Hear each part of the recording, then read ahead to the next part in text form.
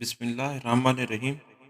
السلام علیکم ناظرین سن 610 میں عمر کے 40ویں سال کو پہنچ کر حضور صلی اللہ علیہ وسلم کی سوچ اور فکر گہری ہوتی چلی گئی۔ آپ دیکھ رہے تھے کہ تمام دنیا ہلاکت و بربادی کے راستے پر جا رہی ہے، اور اگر اس کی سمت درست کرنے کی کوئی مؤثر کوشش نہ کی گئی تو بنی نوع انسان کا انجام بہت ہی برا ہوگا۔ اس تشویش کے علاوہ آپ صلی اللہ علیہ وسلم ایک عجیب سی مبہم بے چینی محسوس کیا کرتے تھے۔ گزشتہ 7 برس سے آپ کو گاہے گاہے فرشتوں کی آوازیں سنائی دے رہی تھی اور غیبی انوارات کا مشاہدہ ہو رہا تھا۔ اس وقت حضور صلی اللہ علیہ وسلم کو تصور تک نہ تھا کہ اللہ تعالیٰ آپ کو آخری رسول کا منصب عطا کرنے والا ہے۔ اس کیفیت نے آپ کو تنہائی پسند بنا دیا اور آپ مکہ کی گھاٹیوں اور بیابانوں میں وقت گزارنے لگے۔ اب حضور صلی اللہ علیہ وسلم کو سچے خواب دکھائی دیا کرتے تھے۔ کبھی کبھی وادیوں سے گزرتے ہوئے درختوں اور پتھروں سے آواز سنائی دیتی، السلام علیکم یا رسول اللہ۔ آپ پلٹ کر دیکھتے تو کوئی پکارنے والا نظر نہ آتا۔ حضور صلی اللہ علیہ وسلم نے مکہ سے دور غار ہرا کو اپنی گوشہ نشینی کے لیے پسند کر لیا۔ آپ کی عمر کا 40واں سال تھا جب ایک دن یکا یک ایک فرشتہ آپ کے سامنے ظاہر ہوا۔ یہ جبرائیل علیہ السلام تھے، جو اللہ کے حکم سے آخری رسالت اور ساری دنیا کی رہنمائی کا فریضہ حضور صلی اللہ علیہ وآلہ وسلم کو سونپنے آئے تھے۔ انہوں نے آتے ہی اپنا تعارف کرایا اور کہا، اے محمد، میں جبرائیل ہوں اور آپ اللہ کے رسول ہیں۔ پھر فرشتے نے آپ کے سامنے سورۃ العلق کی ابتدائی آیات تلاوت کی۔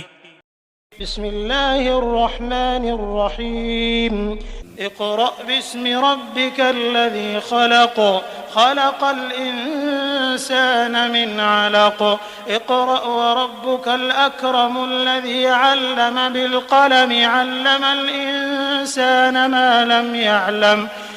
پڑھیے اپنے پروردگار کا نام لے کر جس نے سب کچھ بنایا، جس نے انسان کو بنایا خون کے لوتھڑے سے۔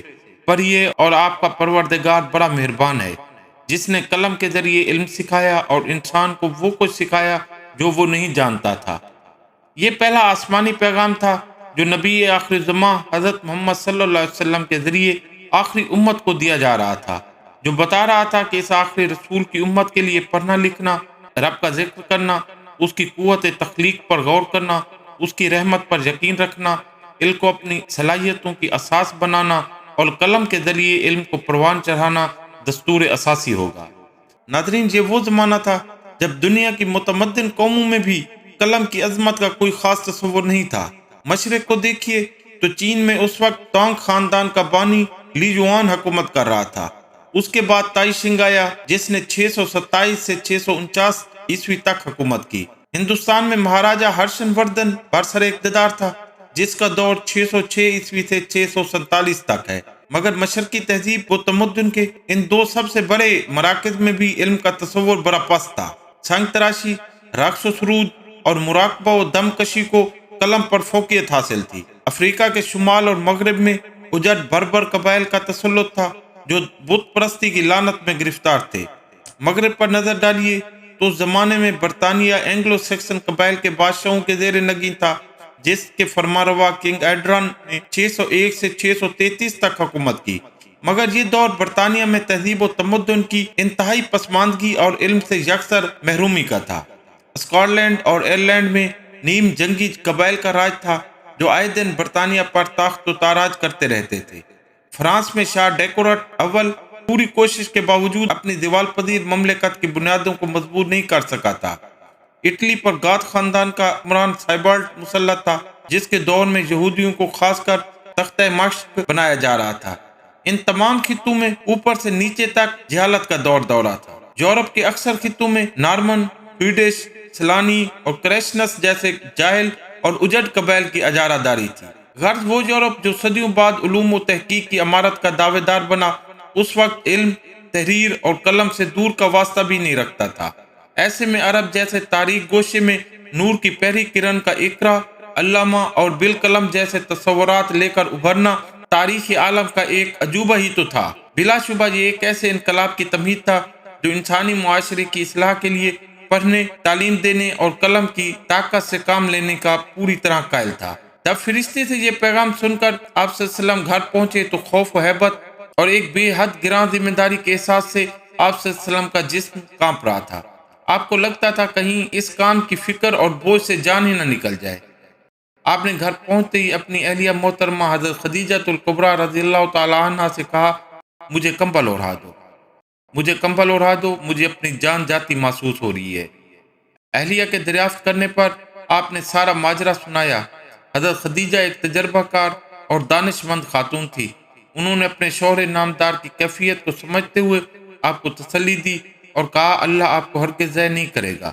آپ رشتہ داروں کا خیال رکھتے ہیں، ہمیشہ سچ بولتے ہیں، امانت دار ہیں، دوسروں کے کام آتے ہیں، مہمانوں کی خاطر تواضع کرتے ہیں، سچائی کے راستے میں آنے والی مصیبتوں میں مددگار ثابت ہوتے ہیں۔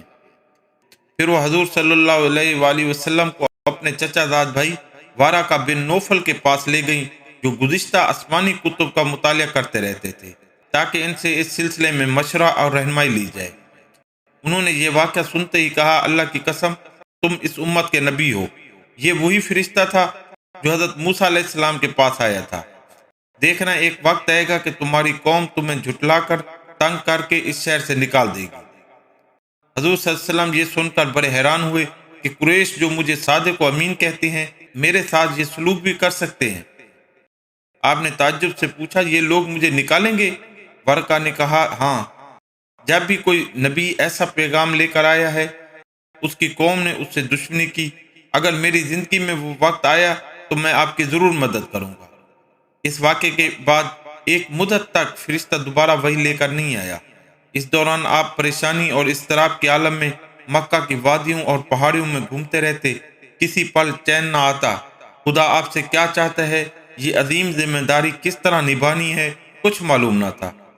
اس حیرت و تشویش کی حالت میں کبھی کبھی ایک غیبی آواز آتی، بے شک آپ سچے رسول ہیں۔ تب آپ کو کچھ تسلی ملتی۔ آخر کار یہ آیات نازل ہوئیں۔ بسم اللہ الرحمن الرحیم یا